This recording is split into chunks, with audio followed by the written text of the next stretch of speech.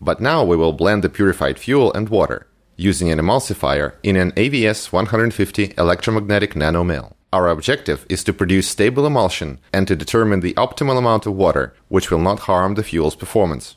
The process line of continuous diesel fuel and water blending, in our case, consists of a 1 cubic meter tank, a pump to supply fuel from the tank into the AVS 150 device, a feeder device to add ferromagnetic particles into the chamber of the device, a 200-liter tank with portioning pumps to supply water, and a 30-liter tank with a portioning pump to supply the emulsifier. Before the process begins, the temperature of fuel, water, and emulsifier is raised to 40 degrees Celsius.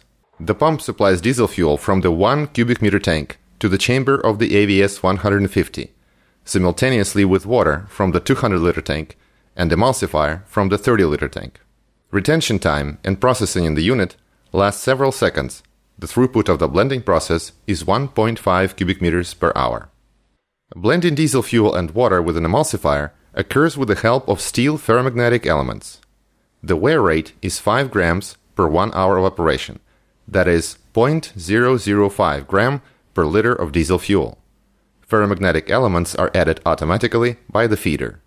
There are two options of using the blended fuel, in our case. In the first case, the fuel is used directly in a diesel engine, such as a ship engine, or to large boiler burners, as well as for diesel-operated power plants. In the latter case, fuel is stored in a tank with an agitator for long-term storage, up to 30 days.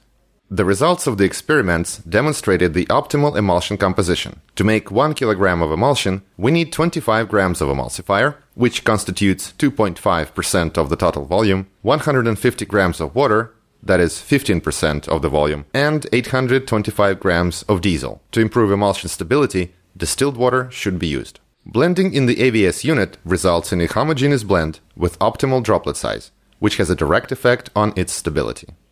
When homogenization process is complete, the droplets look as follows: water in the center, fuel on top of the water, and the emulsifier between them, forming a membrane binding these substances.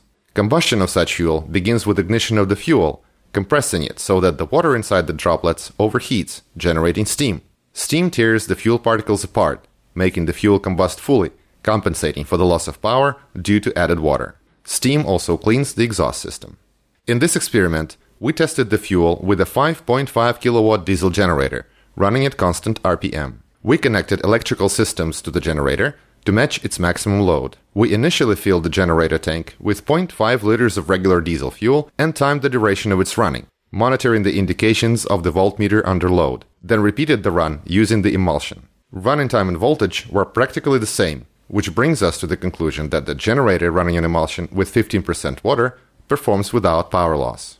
In the result, the emulsion allows to reduce fuel consumption by 150 liters per ton, as well as reduce exhaust system contamination and the amount of smoke in the exhaust.